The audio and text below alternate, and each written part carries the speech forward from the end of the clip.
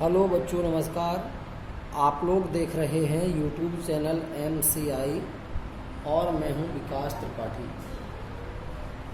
बच्चों, आज हम लोग एक्सरसाइज कक्षा 10 के विषय गणित में चैप्टर नंबर 4 यानी द्विघात समीकरण पढ़ेंगे। एक्सरसाइज 4.4। बच्चों, एक्सरसाइज शुरू करने से पहले हमने आप लोगों को कल जो सूत्र बताए थे उसके बारे में थोड़ा सा देख लेते हैं। हमने कहा था कि इस चैप्टर में हम द्विघात समीकरण के मूलों की प्रकृति से संबंधित प्रश्न पढ़ेंगे। हमने बताया था द्विघात समीकरण का जो व्यापक रूप है ax² + bx + c = 0। यदि इसमें abc परिमेय संख्याएं हैं तो ये सूत्र थे। d <0 हो यानी d ऋणात्मक हो तो समीकरण के मूल काल्पनिक होंगे। इसी को अधिकल्पित कह सकते हैं, इसी को अवास्तविक भी कहते हैं। यदि d <0 मगर पूर्ण वर्ग है, माने d धन का है और ऐसा है जिसका वर्गमूल आ जाता है पूर्ण वर्ग, तो समीकरण के मूल वास्तविक, परिमेय तथा असमान होंगे। और अगर d <0 लेकिन अपूर्ण वर्ग है, माने धन का तो है लेकिन पूर्ण वर्ग नहीं है, इसका वर्गमूल नहीं आता, तो मूलों की जो प्रकृति होगी वो मूल वास्तविक, अपरिमेय और असमान होंगे। अगर d = 0 है तो मूल वास्तविक, परिमेय और समान होंगे। बच्चों, अगर यहाँ पर abc परिमेय संख्याएं नहीं है, माने इनमें से कम एक अपरिमेय है, तो सूत्र तो यही रहेंगे, बस यहाँ पूर्ण वर्ग अपूर्ण वर्ग की कोई आवश्यकता नहीं होगी और यहाँ परिमेय अपरिमेय लिखने की कोई आवश्यकता नहीं होगी। माने फिर सीधा सीधा बचेगा, अगर d <0 है तो मूल काल्पनिक, अगर d <0 है तो मूल वास्तविक तथा असमान। न तो परिमेय लिखना है ना अपरिमेय, एक ही कंडीशन बनेगी इन दोनों में से। केवल d <0 है तो मूल वास्तविक तथा असमान, और अगर d = 0 है तो वास्तविक तथा समान। यानी हमें परिमेय है या अपरिमेय मूल इसके लिखने की कोई आवश्यकता नहीं है, क्योंकि इसमें हम ये कन्फर्म कर ही नहीं पाएंगे कि मूल परिमेय होंगे या अपरिमेय। तो बच्चों, बस इतनी सी बात ध्यान देनी है कि अगर abc में से कोई भी संख्या अगर अपरिमेय है, परिमेय नहीं है, तो हम यहाँ पे मूलों के परिमेय या अपरिमेय होने की बात नहीं लिखेंगे। हालांकि नई किताबों में ऐसा देखा है कि उसमें परिमेय और अपरिमेय की कंडीशन लिख के ही नहीं आती आंसर में, जबकि भले ही उसमें abc परिमेय संख्या, फिर भी हमने देखा है कि ये केवल वास्तविक और असमान लिख के देंगे, परिमेय अपरिमेय की कंडीशन लिख के नहीं देते। लेकिन बच्चों, हम यहाँ पर लिख के बताएंगे। चलिए देखते हैं अपना पहला प्रश्न है, निम्न द्विघात समीकरणों के मूलों की प्रकृति ज्ञात कीजिए। यदि मूलों का अस्तित्व हो तो उन्हें ज्ञात कीजिए। बच्चों, मूलों का अस्तित्व हो, ये शब्द पहले भी हमने पढ़ा था और वहां पे हमने कहा था कि अगर d का मान 0 या धन का है तो मूलों का अस्तित्व होता है, और अगर d का मान ऋण का है तो मूलों का अस्तित्व नहीं होता है। हमने ये भी कहा था कि इसके बारे में विस्तार पूर्वक आगे बताया जाएगा, तो आज आप लोग ध्यान से सुन लीजिए। हमने कल आपको बताया था कि अगर d का मान 0 से बड़ा है या 0 के बराबर है तो मूल वास्तविक होते। क्यों वास्तविक होते, कल हमने ये बात बताई थी। अब समझना ये होता है कि अगर मूल वास्तविक हैं तो ही उनका अस्तित्व होगा, अगर मूल वास्तविक नहीं है तो उनका कोई अस्तित्व नहीं होता। माने कोई चीज अगर वास्तव में है ही नहीं, केवल कल्पना है उसकी, केवल माना गया कि यह है, वो है नहीं, तो वो काल्पनिक है, उसका कोई अस्तित्व नहीं होता। और जो चीज वास्तव में होती है यानी वास्तविक होती है, उसका अस्तित्व होता है।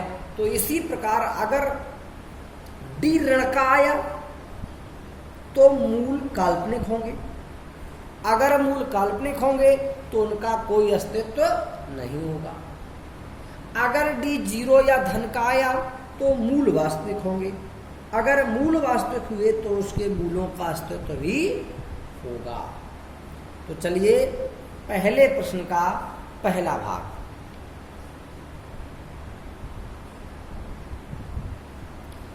To x square minus 3x plus 5 equal 0। पहले तो समीकरण के मूलों की प्रकृति बतानी है।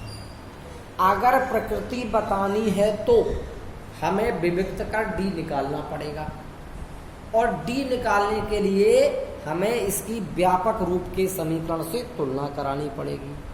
तो ax square plus bx plus c बराबर 0 से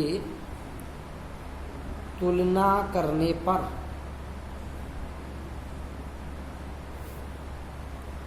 तुलना कराएंगे तो एक्स स्क्वायर का गुणांक a है, एक्स स्क्वायर का गुणांक 2 है तो a बराबर 2, x का गुणांक b है, x का गुणांक -3 है तो b बराबर -3, अचर पद c है, अचर पद 5 है तो c बराबर 5। अब निकालते हैं विविक्त कर। विविक्त कर d बराबर b square minus 4ac। b का स्क्वायर, b का मान -3 है, square -4 a into C, a का मान 2 और c का मान 5। तो ये हो जाएगा -3 का वर्ग 9 माइनस 5 दूनी 10, 10 चौके 40। घटा दीजिए, 40 से 9 घटाओगे माइनस का 31। बच्चों d कैसा आया? ऋणात्मक आया। आपने पढ़ा था अगर d ऋणात्मक है मतलब 0 से छोटा है तो मूल काल्पनिक होंगे। तो लिखना पड़ेगा चूंकि d लेस देन 0 है, माने 0 से छोटा है, इसलिए अतः समीकरण के मूल कैसे होंगे? काल्पनिक होंगे, काल्पनिक होंगे। ये तो हो गई मूलों की प्रकृति। मूलों की प्रकृति पूछी थी, मूलों की प्रकृति आ गई। मूल कैसे हैं? काल्पनिक है। अब अगर मूल काल्पनिक है तो क्या मूलों का अस्तित्व है? नहीं, क्योंकि काल्पनिक चीजों का कोई अस्तित्व नहीं होता है। इसलिए हमने पिछली बार कहा था कि अगर डी ऋण का है तो मूलों का अस्तित्व नहीं होता है। तो फिर मूलों का अस्तित्व है कि नहीं, ये पूछा था। अतः मूलों का अस्तित्व नहीं है। अब अगर अस्तित्व होता तो उन्हें ज्ञात करते, अगर अस्तित्व नहीं है तो अब हमें मूल ज्ञात करने की आवश्यकता नहीं है। यही आपका आंसर हो गया। एक आंसर हो गया मूल काल्पनिक होंगे और एक मूल का मूलों का अस्तित्व नहीं है। बच्चों इसका सेकंड पार्ट देख लेते हैं। 3x स्क्वायर माइनस का 4√3x और प्लस का 4 इक्वल 0। ये सेकंड पार्ट आपका नोट कर लिया। करना फिर वही है। तो सबसे पहले हमें व्यापक रूप के समीकरण से तुलना करानी होगी। ax square plus bx plus c बराबर 0 से तुलना करने पर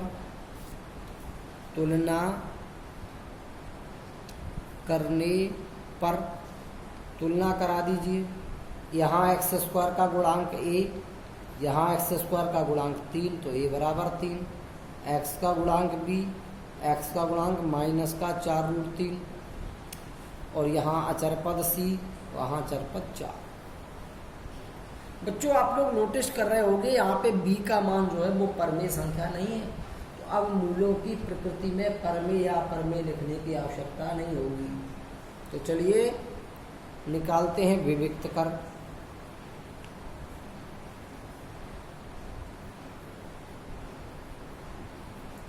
डी बराबर B square minus 4ac, B minus का 4√3 का स्क्वायर माइनस 4ac, ए का मान 3, सी का मान 4, माइनस 4√3 का वर्ग करना है। 4 का वर्ग 16 हुआ, √3 का वर्ग 3, गुणा कर दो, 16 गुणा 3 हो गए 48। माइनस का वर्ग प्लस हो जाता है, माइनस 4 चौके 16 तिया 48 बराबर कितना आया 0। अगर डी 0 आ जाए तो मूलों की प्रकृति क्या बताई थी? मूल वास्तविक, परमेय तथा समान। लेकिन चूंकि यहाँ पे बी अपरमेय है तो हमें परमेय अपरमेय नहीं लिख पाएंगे, यानी ये कन्फर्म ही नहीं हो पाएगा परमेय है क्या परमेय नहीं। तो फिर लिख देंगे चूंकि D greater than D equal 0 है, अतः समीकरण के मूल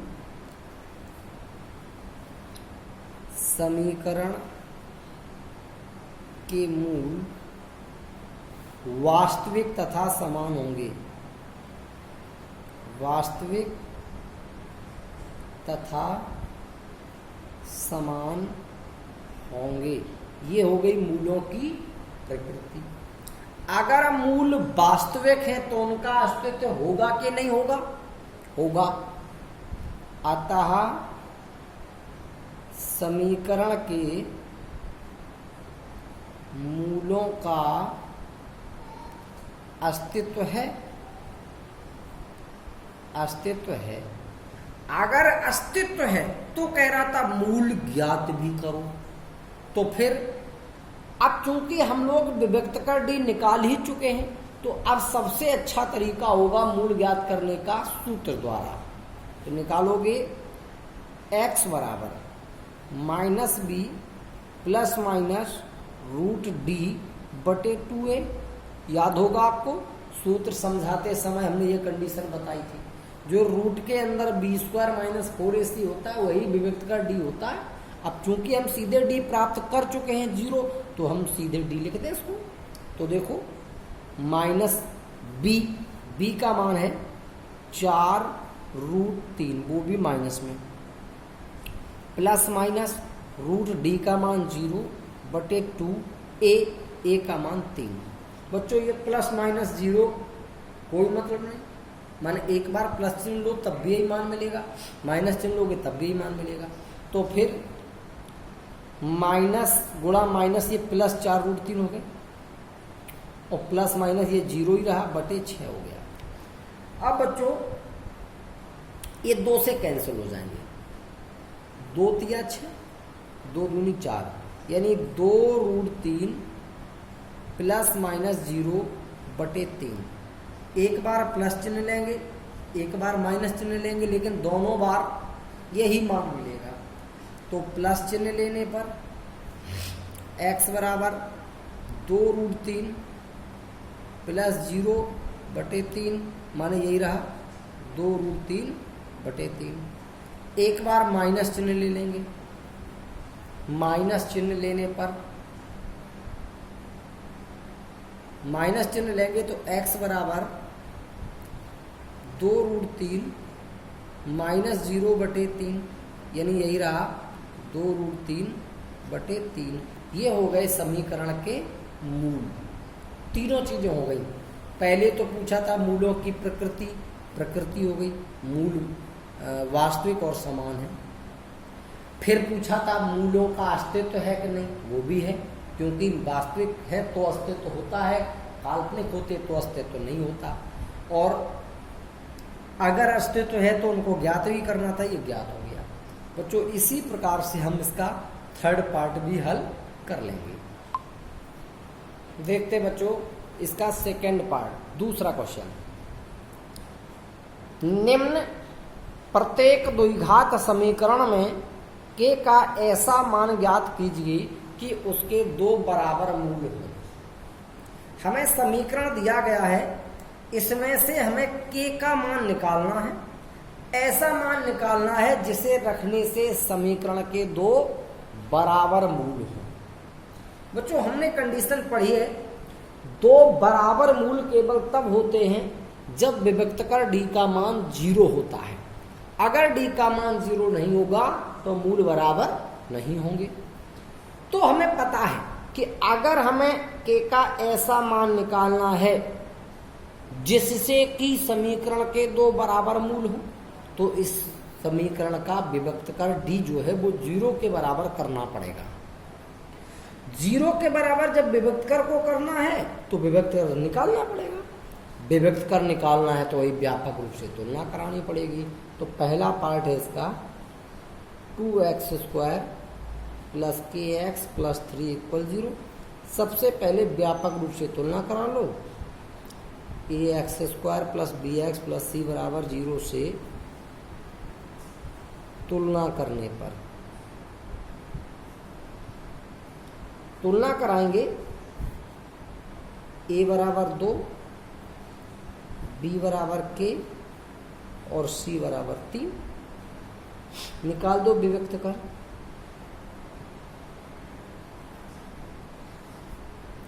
d बराबर b² माइनस का 4ac, d बराबर b का मान यहाँ पे k है, इसका square minus 4a × c, a का मान 2, c का मान 3। d बराबर आ गया k² माइनस 4 दूनी 8 तिया 24। ये विभक्तकर आ गया। सवाल में कह रहा था k का ऐसा मान निकालो कि समीकरण के दो बराबर मूल हो। समीकरण के दो बराबर मूल होंगे कब? यदि d बराबर 0 हो। d 0 होगा तो मूल बराबर होंगे। अब अगर d बराबर 0 हो तो d है आपका k² माइनस 24 = 0। पक्षांतरण कर दो, k² बराबर 24, वर्गमूल कर दो, k बराबर √24, 24 को फैक्टर कर लो, k बराबर आ जाएगा 2√6। यहाँ पे प्लस माइनस और लगा देंगे, चूंकि किसी भी संख्या का वर्गमूल धनात्मक और ऋणात्मक दोनों चिन्हों में होता है। अब ये हमने √24 को 2√6 कैसे लिख दिया, आइए प्रक्रिया समझ लें। 24 के हमने फैक्टर किए, 2 का भाग 12 बार चला गया, 2 का भाग 6 बार चला गया, 2 का भाग 3 बार चला गया, 3 का 1 बार चला गया। अब चूंकि वर्गमूल में दो अंकों के जोड़े बनते तो 2 एक बार मिल गए हमें, इनका वर्गमूल आ गया 2 आ गया। अब किसी संख्या का जोड़ा नहीं बना, एक जैसी संख्याओं के जोड़े बनते, जिनका जोड़ा नहीं बना उनको गुणा कर लो, रूट के अंदर रख दो, क्योंकि इनका वर्गमूल नहीं आया। तो इसमें से वर्गमूल आ गया तो इनका वर्गमूल नहीं आया, तो 2 तिया 6 का नहीं आया, तो रूट के अंदर 6 रहेगा, तो 2√6 आ जाएगा। तो k बराबर प्लस माइनस 2√6, ये k का मान आ गया जो कि हमसे पूछा गया था। बच्चों इसका सेकंड पार्ट जो है kx x माइनस 2 और प्लस का 6 = 0। इसमें सबसे पहले आप इस ब्रैकेट को हटाओगे तो kx का अंदर गुणा कर दोगे, kx² माइनस 2kx और प्लस का 6 = 0। अब आपको ये प्रश्न बिल्कुल वैसे ही दिखने लगा होगा। सबसे पहले इसकी व्यापक रूप से तुलना कराओगे, ax² plus bx plus c बराबर 0 से तुलना करने पर तुलना कराओगे तो यहाँ से a बराबर k आ जाएगा, b बराबर माइनस का 2k आ जाएगा और c बराबर 6 आ जाएगा। अब आगे की प्रक्रिया आप लोग जानते हैं, इसे भी हल कर सकते हैं। धन्यवाद।